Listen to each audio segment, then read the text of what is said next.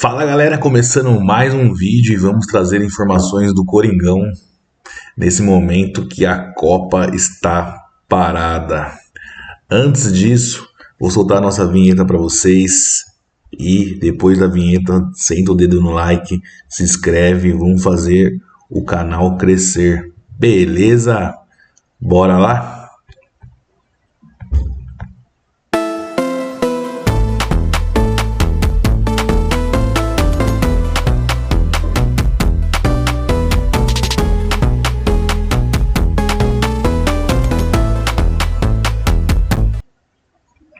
Voltamos já, soltamos a vinhetinha aí. Agora a gente vai reagir ao canal do nosso querido amigo Samir Carvalho, isso mesmo.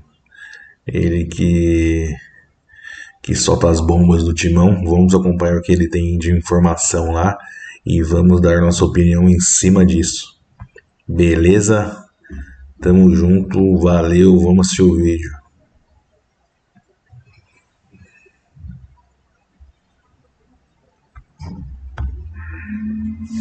Paulista, olha só, vai ocorrer uma reunião essa semana entre os representantes do Guinegão e a diretoria corintiana. Na verdade, o staff do Guinegão já pretendia viajar nesta segunda-feira para São Paulo para se reunir com a diretoria corintiana e tentar, iniciar aí o que seria, a solução do futuro de Guinegão. O problema é que o presidente do Corinthians viajou para os Estados Unidos e agora o staff do Guinegão aguarda o retorno do mandatário corintiano para marcar essa reunião. Na verdade, eles pretendem chegar no clube realmente, vão ligar, falar que estão indo, mas a ideia já é, o mais rápido possível, conversar com o presidente Osmar Stabile e passar a situação do Guinegão. O Guinegão não está contente no Corinthians, se for para continuar nem sendo utilizado, é claro que o menino não quer, não está exigindo nada de titularidade, nem devia, claro, e nem deve, mas ele não quer ficar nessa condição de não ser aproveitado. Ele não foi aproveitado uma vez sequer pelo Fernando Diniz. É incrível, talvez o único jogador que não foi aproveitado. E na verdade, realmente, ele merece algumas oportunidades. Até que ele veio de lesão, a gente sabe que ele veio de lesão, ele ficou disponível, uns 10 dias e não foi utilizado ainda porque o Pedro Raul tá na frente dele. Mas acredito, se ele ficar, ele vai ter mais chances agora no segundo semestre, mas vamos ver se ele vai ficar ou não. Pelo Fernando Diniz, um atleta que ano passado rendeu, inclusive o Corinthians recebeu propostas de 15 milhões de euros e de 20 milhões de dólares. E agora, se chegar uma proposta de 12 milhões de dólares, segundo o staff do jogador, é muito, de 10, de 12. A ideia é ou vender em definitivo, o Zenit ainda tem interesse no jogador, um clube da Suíça, enfim, um clube da Arábia. A ideia é tentar levar uma proposta ao Corinthians, por uma venda em definitivo, que é a prioridade do Corinthians, ou por empréstimo. Por empréstimo, apareceu o Inter de Porto Alegre, que vazou informação, eles ficaram super descontentes com isso, e também mais 2 clubes do futebol brasileiro. Então, essa semana, assim que o presidente Osmar... Mas a diretoria do Corinthians já falou que por empréstimo ele não sai, até porque o Corinthians não está podendo contratar por conta do transfer ban, e mesmo assim não está podendo gastar. Então, se for por empréstimo, ele continua no Corinthians. Essa é a informação que eu obtive. Voltar de viagem, o staff do Guinegão se reúne com o Corinthians para apresentar, inclusive, propostas já definitivas de clubes que estão interessados no Guinegão, tá certo? E uma posição do Corinthians, que se não for para utilizar o jogador, pelo menos aceitar um empréstimo, o Corinthians que quer somente a venda, tá certo? Deixa o like, comente aqui embaixo e vamos seguir falando muito do Coringão.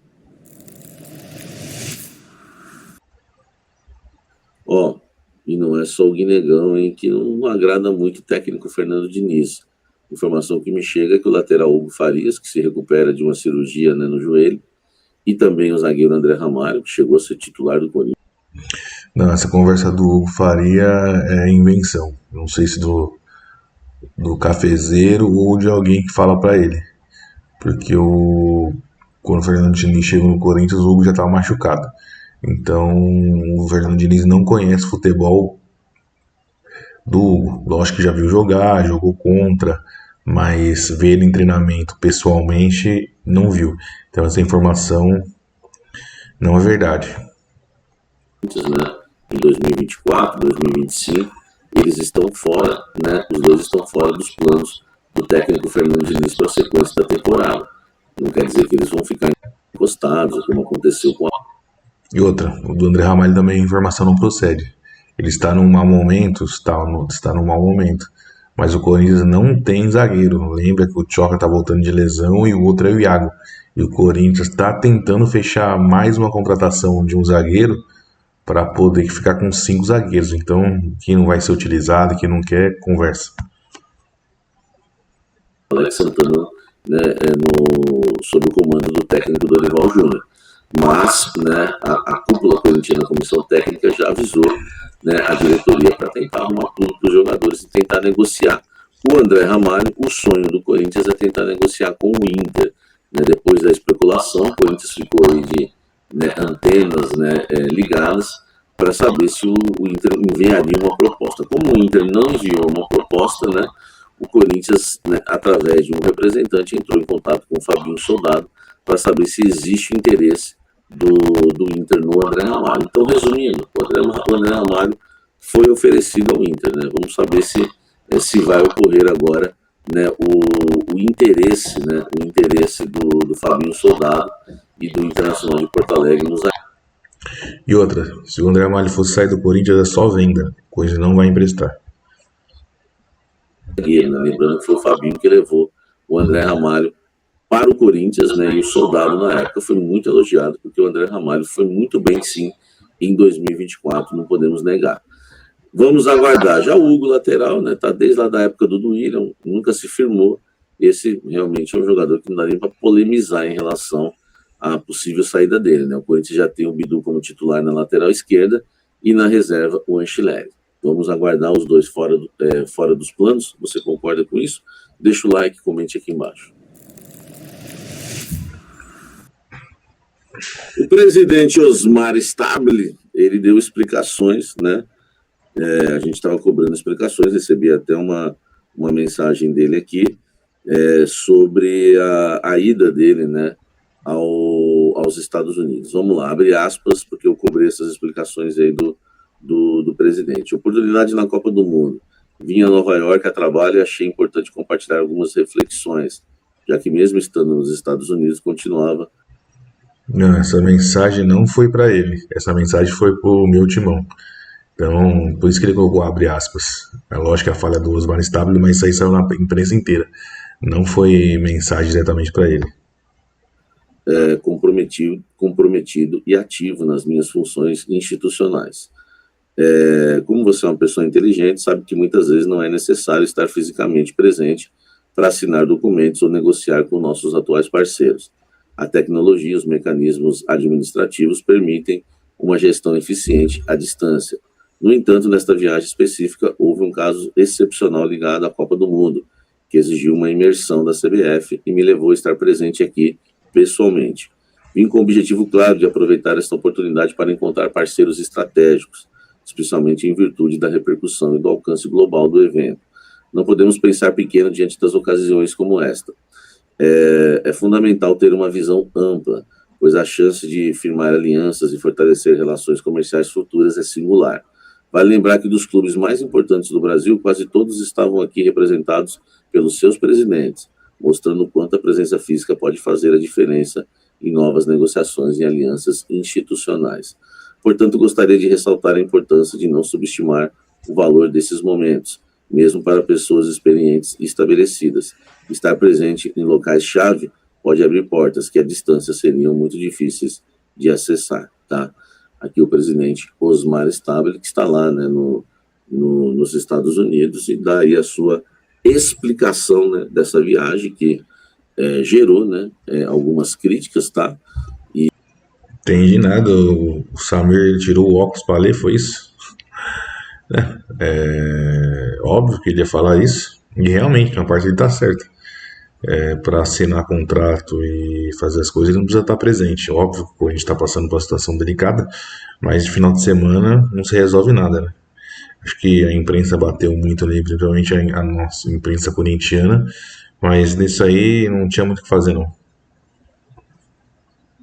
E em um dos eventos, né, da CBF, envolve, né, envolve aí eles conheceram um pouco mais da Major League Soccer, né, que é aí o campeonato, né, de futebol, né, nos Estados Unidos. Vamos ver, né, se essa aliança aí vai trazer alguma coisa aí interessante, tá? Já que é a principal liga aí de futebol norte-americana, né, eles querem saber principalmente a questão de ex-jogadores que investem lá, como eles levam estrelas para lá, aquela coisa toda. Enfim, vamos aguardar, tá, para ver o que vai acontecer e que o Stable pode trazer não vai trazer nada de interessante, né, e de dificuldade. Já sabe disso. Né, na volta dessa viagem. Deixa o like, comente aqui embaixo. Encerrando esse blend de informações para falar um pouco sobre Memphis Depay. Eu pude acompanhar eles um pouco mais aí de 20 minutos, né, que ele esteve em campo pela seleção holandesa, entrou em campo na estreia da sua seleção, né, contra o Japão. A Holanda vencia por 2-1 e o Memphis, meu amigo, foi um desastre, né, porque ele toma um cartão amarelo, ajuda pouco na marcação, erra passes, perde bolas importantes que deram contra-ataques ao Japão. O Japão empata o jogo, né, quando o Memphis entrou. Não, isso aí é má vontade. Má vontade e erro estratégico do treinador da Holanda. Realmente estava 2-1 quando ele entrou, ele fez uma falta e tomou um cartão amarelo, como todo jogador pode tomar, uma disputa de bola. E detalhe, ele é centroavante, ele entra na frente e o treinador coloca o time inteiro para trás. Teve uma hora que a Holanda estava com 4 zagueiros ali na última linha, os 2 zagueiros de ofício e 2 zagueiros nas laterais. Como que a bola ia chegar no Memphis? E aí colocar a culpa nele é sacanagem.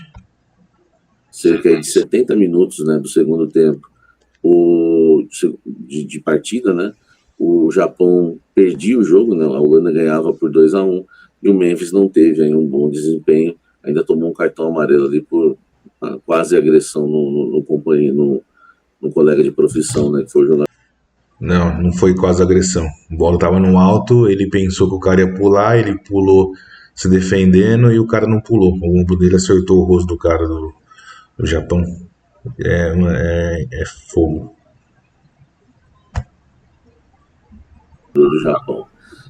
Agora, em relação ao Corinthians, né, houve uma cobrança ao Marcelo Paes que ele precisa levar ao Corinthians, trazer ao Corinthians o valor que o Memphis deseja receber, ou pelo menos o desconto que o Memphis deseja, né, dar ao Corinthians para renovar o seu contrato. Isso porque o Corinthians ficou meio que, né, muita gente soltando informações de que o Corinthians fez proposta, ou que o Corinthians não fez proposta, enfim. O Corinthians quer saber logo e já há uma cobrança, né, em relação ao Marcelo Paes para que ele traga o mais rápido possível, né, esse valor. Eles não querem incomodar o Memphis, que está focado em relação à seleção holandesa, mas já houve o tipo de conversa o seguinte, ó, assim que a Holanda for eliminada, mais 24 horas depois, a gente precisa desses números, enfim, para tomar uma decisão. Não, a informação é outra. Como você mesmo já soltou em outros vídeos. Já tem os valores e foi mandado o contrato. Só vai ser resolvido após terminar a Copa do Mundo. O salário é de 2.800.000 e ele tirou alguns bônus que ele tinha. Se por acaso, falaram que se por acaso o Memphis entrar em contato com o Marcelo Paes no período de Copa do Mundo, pediram para que o Marcelo Paes... E detalhe, o Marcelo Paes é funcionário do Corinthians. Ele não é empresário do Memphis. Então a gente se lembra que o cafezeiro ele tem má vontade com o Marcelo Paes. Só para registrar aqui. Seja assim inconveniente, né? Seja um amigo importuno, né? E venha tentar tirar do Memphis esse valor, já que o que o Corinthians sabe até agora é um valor, né, que o Corinthians está tratando ainda como uma especulação de pessoas bem próximas ao Memphis, né, que dizem que ele quer ganhar 50 milhões de reais por ano, o que daria aí 3,5 milhões, 3 milhões e 800 por mês, né, isso sem falar que o contrato seria de 2 anos. O Corinthians não gostou desses valores e quer saber se é verdade, quer saber os valores reais, se esse valor não for verdadeiro. De novo, contrato de 2 anos, salário de 2.800.000. E o Corinthians vai renovar sem o dinheiro dos patrocinadores. É isso. Então a cobrança para o valor já, né, de Memphis Depay. Não importa se está disputando a Copa do Mundo. O Corinthians quer saber, quer resolver o futuro, tá certo? Deixa o like, inscreva-se no canal, ative as notificações. Dá uma olhada no clube de membros do canal Café do Setorista. Bom, é isso. Algumas informações que ele traz são verdadeiras, né? E outras não são. É aquilo, né? Ficar especulando isso, aquilo. Eu trago a verdade aqui para vocês e comento a verdade. Eu não tenho tantas informações igual ele deve ter. Meus contatos são poucos, mas eu confio nos contatos que eu tenho. Beleza? Tamo junto e até o próximo vídeo.